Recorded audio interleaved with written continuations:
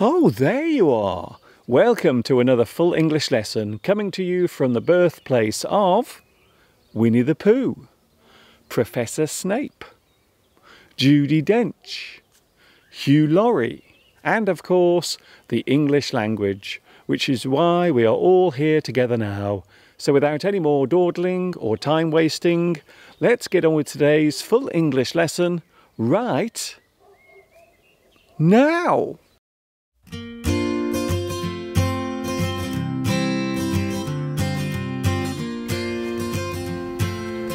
I don't know about you, but I love hearing gossip. To gossip is to talk freely about another person's life, the things you have heard about another person, regardless of whether you know it to be true or not. The word gossip can be used as a noun or a verb. A person who gossips is a gossip. They like to gossip about other people. The things said are the gossip.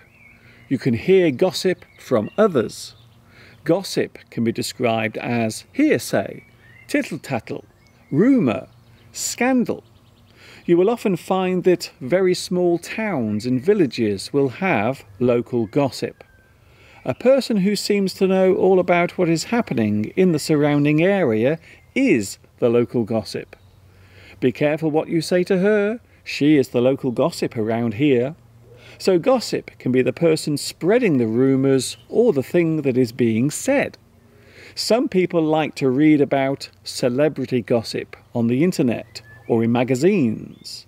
A gossipy person will often be reluctant to tell you where they got the gossip from. If you ask them where they got the information, they will often reply with, "A little bird told me."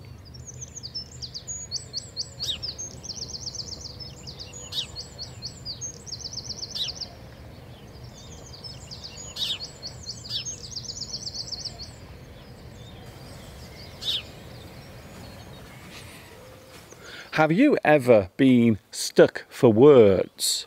Have you ever been in a situation where you could not think what to say? There are many ways of describing this occurrence. We can say that you are tongue-tied. You have been left speechless. You are stuck for words. You cannot find the words to express yourself. Your mind has gone blank. There are many reasons why you might find yourself unable to speak. Perhaps you are in a state of shock or surprise. An unexpected event can leave you speechless. The surprise can be a nice thing, or it can be something not so nice, such as bad news. If you are giving a speech to a group of people, you might find that your brain suddenly stops working.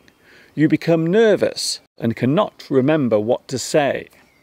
"I'm ever so sorry, my mind has gone blank." After a sudden surprise, you might only be able to say, "I'm speechless." You have become tongue-tied and stuck for words. If you try to remember the thing you wanted to mention, you might say, "It's on the tip of my tongue."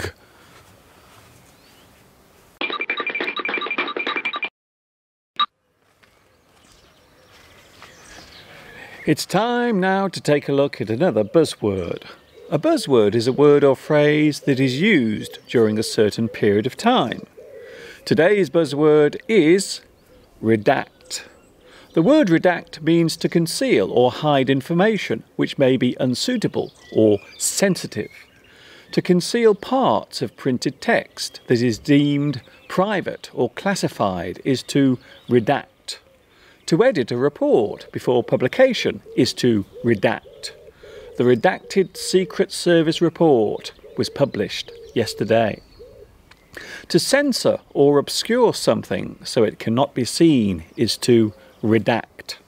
The leaked memo did not reveal much due to it being heavily redacted. The person doing the redacting is the redactor. The 20-page report was redacted to just a few paragraphs. To redact is to edit, censor, cover, expurgate, suppress. To hide something so it cannot be seen is to redact.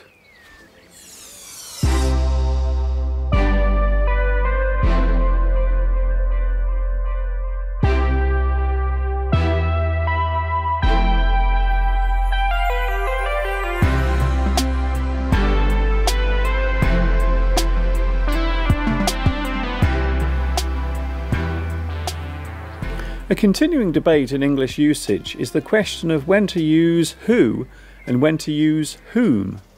According to formal grammar, who forms the subjective case and so should be used in subject position in a sentence, as in who decided this.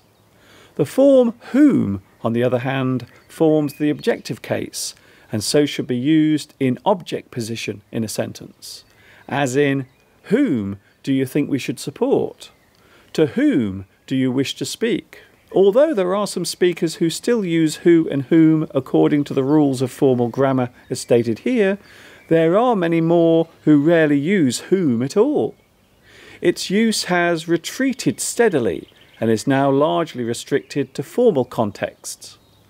The normal practice in modern English is to use who instead of whom, and, where applicable, to put the preposition at the end of the sentence. Who do you wish to speak to? Who do you think we should support? Such uses today are broadly accepted in standard English.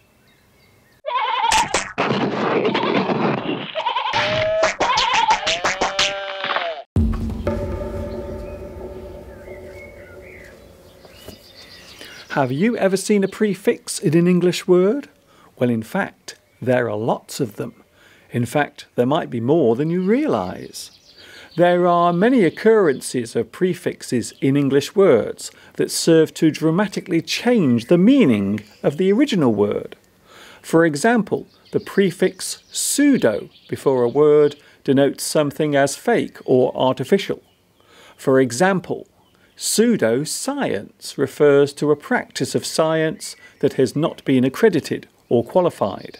It is seen as untrue and meritless. Another good example is the prefix quasi, which defines something that appears real but is in fact the opposite. For example, quasi-political. An action appears to be stating an opinion but in fact is doing the opposite. You might say that these two examples have similar meanings. Another example of a prefix is retro. This particular prefix means to go backwards or regress. For example, retro-migration, which means return to your place of origin. Migration back to a place of origin. The prefix un before a word denotes an opposite meaning, such as unapologetic. There are many prefixes in the English language, some of which take the form of combining words, such as anti, auto, and omni. How many prefix words do you know?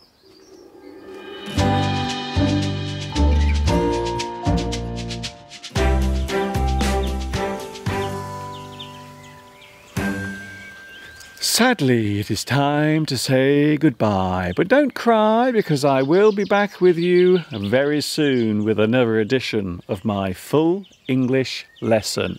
If you like what you see, why not subscribe to my YouTube channel? This is Mr. Duncan in the birthplace of English, of course that is England, saying thanks for watching and of course, ta-ta for now.